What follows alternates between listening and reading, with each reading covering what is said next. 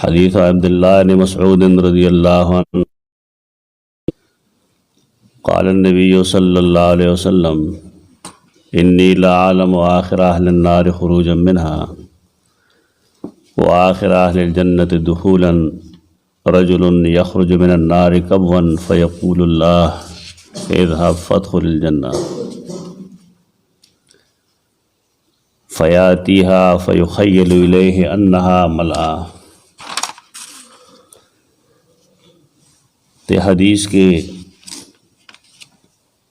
مونږ دا یو خبره ښیي چې یو داسې سړی چې هغه به د جنت نه جنت تر ټول نه وروسته داخلي او د جهنم نه به نجات موندونکی آخري سړی دا به څوک او الله به دله څه ورکوي. خو اول یو بنیادی خبره ده هغه دا ده چې مخکې تاسو حدیث ویلی دی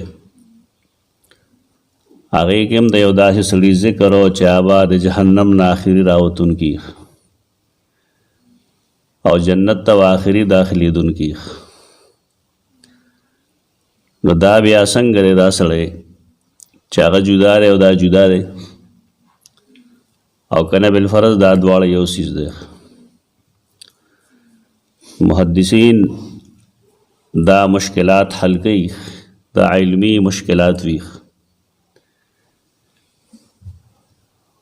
یو طریقه دا هغې ته تطبیق وي. تطبیق دا مطلب دی چې په دې کې د یو حدیث هم رد نه کړی شي دواړه احادیث صحیح دي لیکن سړي جدا جدا دي. یو هغه سړی او هغه تعلق یا خلق سره یا داسې یو سړی او چې هغه جنت تم آخري داخلېدونکی دی او جهنم نه آخري داخلېدونکی دی راوتونکی دی هغه جدا سړی او دا سړی جدا دی د وصف جدا دی د هغه وصف هم جدا دی. مطلب دا دی د نعمت په لحاظ باندې دا جدا سړی دی او هغه جدا سړی دی. په دې وجه احادیثو کې څه تعارض نشته دی بلکې تطبیق دا یو طریقه ده اسانه. او دویمه دا ده چې دلته کې کوم فرمایي آخر اهل النار خروجا منها د دې خروجا منها نه مراد دی د پل نه د صراط نه وتونکی سړی یو داسې سړی چې هغه صراط باندې وارد شوي او تلي نو دا پای خلقو کې دی چې دیم جهنم ته تللی دی او د جهنم نه آخر کې راوتونکی دی په دغه اعتبار چې دی په صراط باندې د ټول نه وروستو تلونکی و. حافظ ابن حجر اسقلانی رحمه الله لیکي چې دا دویم تعویل بهتر دی او د هغې وجه دا ده چې دغه شان یو حدیث په صحیح مسلم کې دی هغه د دې تایید دی چې دلته نه مراد آخر من يدخل الجنة رجل دا صحیح مسلم کتاب الایمان کې حدیث نمبر 310 د دې وضاحت لپاره هغه پیش کړی دی چې دا آپس کې تعارض نه دی بلکې هغه داسې یو سړی و چې جهنم نه د ټولو نه وروستو راووت او جنت هم د ټول نه وروستو لاړ. دا یو خبره وه. یو هغه سړی دی چې هغه د پل باندې د ټول نه وروستو تللی دی سړی جدا شو په پل د ټول نه وروستو تللی دی جهنم ته غورځېدلی دی او دیم جهنم کې د ټول نه آخري راوتونکی دی. بار کیف الله رب العزت خپل بندگان په هغې ډېر مهربان دی ډېر مینه کوونکی دی هغې سره. دا جدا خبره ده چې خلق د خپلې بد عملۍ د وجې جهنم ته لاړ شي ورنه الله رحمان رحیم دی. د دې مثال بالکل داسې دی لکه یو حدیث کې رسول الله صلی الله علیه وسلم فرمایي زما ټول امتیان به جنت ته ځي الا من ابا مگر هغه څوک چې هغه جنت ته تلل ونه غواړي. یو سړي خپې کلکې کړي دي جنت ته نه ځم نو دی به جنت ته نه ځي ورنه نور ټول امتیان د نبي کریم صلی الله علیه وسلم جنتیان دي. صحابه کرام تپوس کوي یا رسول الله جنت ته راتلو نه خو څوک انکار نه کوي، هر سړی غواړي زه د جنت ته لاړ شم. رسول الله صلی الله علیه وسلم فرمایل نه، ډېر خلک داسې شته چې هغوی جنت ته تلل نه غواړي. تو بیا فرمایل من اطاعنی دخل الجنه، څوک چې زما اطاعت کی نه به جنت ته ځي، او څوک چې زما اطاعت نه کوي نو دی جنت ته نه تلل غواړي. یعنی د نبی کریم صلی الله علیه وسلم اتباع نه کول دا په خپل عمل ښکاره کول داري چې زه جنت ته نه تلل غواړم. په دعوه باندې کار نه کېږي، بلکې علامت هم پکار دی چې سړی به جنت ته ځي، نو د هغې علامت به دا وي چې به د رسول الله صلی الله علیه وسلم د هغې د اقوالو، د هغې د افعالو، د هغې د اخلاقو، د هغې د عقایدو پیروي کوي، اتباع به کوي، علی به جنت ته ځي. نو فرمایي یقیناً زه یو داسې سړی پیژنم چې هغه به آخري اور والی، خروجا منها، خروجا معنی ورودا منها، ټیک به تعویل کې لای و ټول حدیث سمیږي چې هغه به صراط باندې د ټول نه رستو واردېدونکي. بل چې کوم هغه آخري اهل جنت او آخري د اهل نار هغه جدا و، هغه جدا دی. اوس و آخر اهل الجنت دخولا، او آخري په جنتیانو کې په اعتبار د داخلې دو یو داسې سړی یخرج من النار کبوا، چې هغه روزي من النار د اور نه کبوا په څلور بولي باندې. ماشومان چې کومې خړپوسې کوي څلوري باندې ګرځي ته وایي کبوا. داسې احادیثو کې ډېر استعمال لږ. رسول الله صلی الله علیه وسلم فرمایي که خلقو ته دا علم وي چې په لومبني صف کې څومره فایده ده، او که خلقو ته دا علم وي چې په لومبني وخت کې د مونځ کولو څومره فایده ده، او که خلقو ته دا پته وي چې د هر سحر مونځ جمع سره کولو کې څومره خیر دی، او که خلقو ته دا علم وي چې د ماسخوتن مونځ جمع سره کولو کې څومره خیر وي، نو دی به خامخا دې ته راتللی ولو کبوا، اگر که په څلوري وي. دا د خیر څیزونه دي.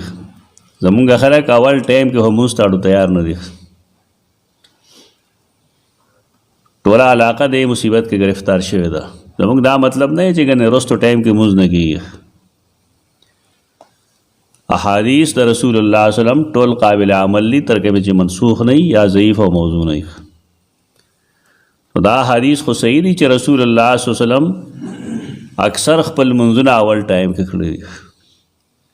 نو اول ټایم کې څوک نه کوي، چرېم نه کوي. دا درست طریقه نه ده، طریقه بدلول پکار دی. عوام لم ترغیب ورکول پکار دی چې مونږ د رسول الله صلی الله علیه وسلم امتیان یو، باید چې مونږ د هغه ټولې طریقې اپناو کړو. لیکن صاحب نشته. فیقول الله اذهب فادخل الجنه، الله به ته وایي لاړ شه جنت ته ور داخل شه. فیاتیها، نو دی به هغې له راشي جنت ته به راشي. فیخیل الیه انها ملعا، د ده خیال به دا شي چې دا خو ډک دی وی، تر خولې خولې ډک دی، زما ځای به کې نشته. وبه ویني خو خیال به د ده دا وي چې دا خو به ډک شوي.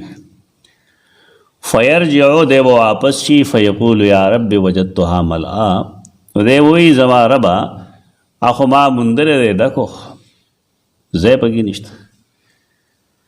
الله بیا فرمایي اذهب فادخل الجنه، لاړ شه جنت ته ننوځه مړه. دی به بیا راشي، نه بیا به د خیال کې دا راشي چې دا خو ډک دی. دی به بیا لاړ شي واپس. فیقول یا رب، دی به وایي ربه ما هغه وموند، هغه ډک دی. الله و فرمایي لاړ شه جنت ته لاړ شه. دا درې ځله خبره بار بار کوي. درې ځله خبره بار بار کول دا لیونتوب نه دی، دا د هر علاقې ځان له ځان له یو طریقه وي. د نبی کریم صلی الله علیه وسلم زمانه کې طریقه دا وه چې کله به هغه یو څیز کې تاکید پیدا کو، زور به ورکو، نا خبره به درې ځله کوله. دا به طور لیونتوب نه، دا د هر علاقې ځان له یو ثقافت وي، ځان له تهذیب وي. د پښتنو ځان له طریقه ده، د پنجابیانو ځان له طریقه ده، د کشمیریانو ځان له طریقه ده، د عربو ځان له طریقه ده. حدیث کې راشي کان اذا تکلم ثلاثا، رسول الله صلی الله علیه وسلم چې وکلا تاکیدی خبره کوله څه مسله به کوله نه به درې ځله کوله دې لپاره چې ذهن نشین شي. و دینه بعد منکرینو دا مطلب واغستو چې ګند نبی کریم صلی الله علیه وسلم نعوذ بالله د هغې دماغو کې څه خلل و. دا پاګلان دي د یو علاقې یا د یو ملک رواج یا د هغې ثقافت او د هغې تهذیب او دا ځان له ځان لري د هر علاقې. دا د کمقلو خلقو اعتراضات دي. حدیث کې راځي کان اذا دعا ثلاثا، رسول الله صلی الله علیه وسلم چې به دعا کوله نو درې ځله به دعا کوله. مخکني علما مجیبو هغې به دعا دپاره لاس درې ځله پورته کوله. مشران ته به یادي کوم چې مشران یې دعاګانې به درې کوله. ولې کان اذا دعا ثلاثا. هغه بیچارهګانو ته هم پته نه وه چې د حدیث څه مطلب دی.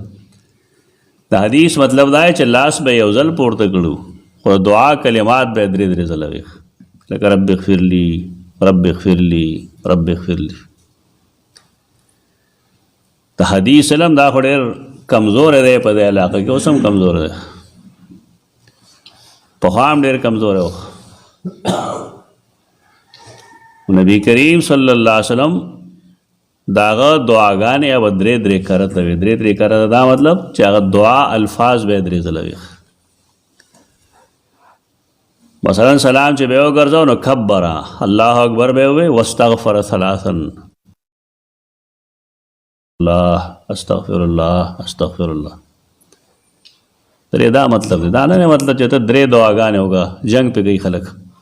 اوس پې هم بعضې خلک جنگ کوي چې پلاني دی درې دعاګانې کېږي وشل هو که موږ څه ویلې.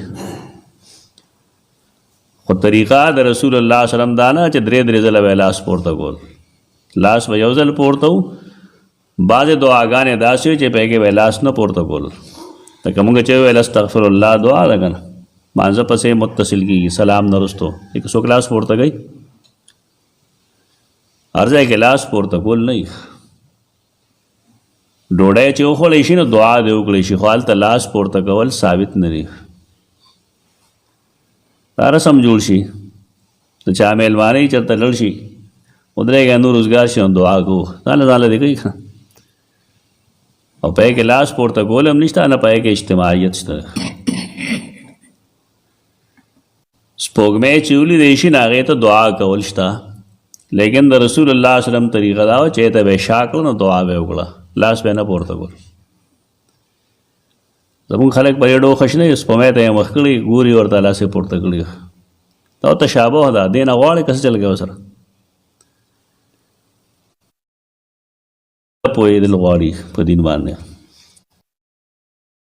نیمګړی حدیث بیانول یا نیمګړی خبره کول دا اکثر د انسان د هلاکت باعث شي، دیني اعتبار سره دې تباه شي. د غیر مسلمو مشابهت حرام دی. ډېر خلک داسې شته چې هغوی د انور او د ستورو د سپوږمو عبادت کوي. رسول الله صلی الله علیه وسلم د هغې مشابهت ته ختمولو دپاره سپوږمۍ ته به شا کړه او لاس به یې نه پورته کول او الفاظ به وي. زموږ لوی لوی خلک دي وختونه یې هم لګولي، دین یې هم زده کړي، هغې هم دعا چې کوي سپوږمۍ ته نه مخ کړي ورته. دا کار حرام دی، شا کوي ورته. د تشابه د وجې چې هسې نه څوک دا ونه وایي چې دا دې د سپوږمۍ نه څه سوال کوي. مبارکې دا درې ځله دا خبره وکړله، دی بیا ځي بیا واپس راځي. نو الله به ورته وفرمایي جنت ته لاړ شه، فإن لک مثل الدنیا، ستا لپاره ستا ملکیت کې زه در کوم تاله زه په شان د دنیا. دنیا څومره ده؟ د یو جنتي لپاره الله ټوله دنیا ورکوي. د جنت څوک تصور نشي کولی چې به څومره وي. یوازې دنیا نه بلکې وعشرة امثالها، د دې په شان 10 نورې. دا دومره لوی ملک وی د یو جنتي. دا خو ډېر لویه علاقه ده، دومره به څوک څه کوي. د دې وجې نه به څه وایي فیقول تسخر مني او تضحک مني وانت الملک. ربه ته خو ملک یې، مالک یوم الدین اختیارمند دی، ته ما پورې خان دی. زه یو بدعمله سړی، یو ګنهګار سړی، دومره نعمتونه به ته ماله راکړې. صحابي فرمایي فلقد رأیت رسول الله صلی الله علیه وسلم ضحک حتی بدت نواجذه. رسول الله صلی الله علیه وسلم به ډېر نه خاندل، یو تبسم دی، مسکی کېدل. د رسول الله صلی الله علیه وسلم سنت مسکی کېدل دی. او ټول عمر دا یو ځل دوی داسې خاندلي دي چې د هغې جامې ښکاره شوی وي، نواجز غاښونه یې ښکاره شو. رسول الله صلی الله علیه وسلم دومره وخاندل چې غاښونه یې ښکاره شو. وکان یقال ذلک ادنی اهل الجنة منزلة. او دا به ویلې کېدل، صحابه کرام به ویل چې په جنتیانو کې دا هغه جنتی دی چې ده ته د ټول نه کمه درجه میلاو شوې ده. یعنې یو داسې جنتي چې د هغه اجر د ټولو نه کم دی، د هغه یو دنیا او د هغې 10 چنده دنیاګانې نورې دي. دا معمولی جنتی دی. نو سوچ دا پکار دی چې الله د هغې جنتیانو له به څه ورکوي چې هغې ګډو جهنم لیدلی نه دی. دا د الله رحم و کرم دی. پکار دا دی چې انسان ځان کې قابلیت او لیاقت پیدا کړي او جنت ته لاړ شي. کمزوري د انسان ده، د الله رب العزت د طرف نه څه ظلم زیاتې نشته دی. انسان چونکې ظلوم او جهول دی، په ځان باندې ډېر زیاتې کوي او ډېر بېخبره سړی دی، بني آدم دی. د دې وجې نه دی الله نه امید نه ساتي، او که ساتي نو د عذاب ته ساتي. د الله نه امید د رحم و کرم ساتي. هغه زمونږ رب دی، هغه غفار دی، بېشک قهار هم دی، جبار هم دی، لیکن رحمان الرحیم دی. او مونږ دا حدیث ډېر ویلی دي چې رسول الله صلی الله علیه وسلم فرمایل، الله فرمایي چې ما لیکلی دي سبقت رحمتي. الله چې قلم پیدا کړ نو ورته به یې ولیکه. هغه به څه ولیکم؟ هغه به یې ولیکه سبقت رحمتي غضبي. دا لومبۍ جمله ده، سبقت رحمتي غضبي، چې زما رحمت زما په غضب باندې غالب دی. دغه پهلو چې د هغه رحمت د هغه د غضب نه ډېر دی. پکار دا چې د الله نه د رحم و کرم دعاګانې وکړی شي، او سړی کارونه هم داسې وکړي چې د الله د رحم و کرم مستحق شي. اقول قولي هذا استغفر الله لكم.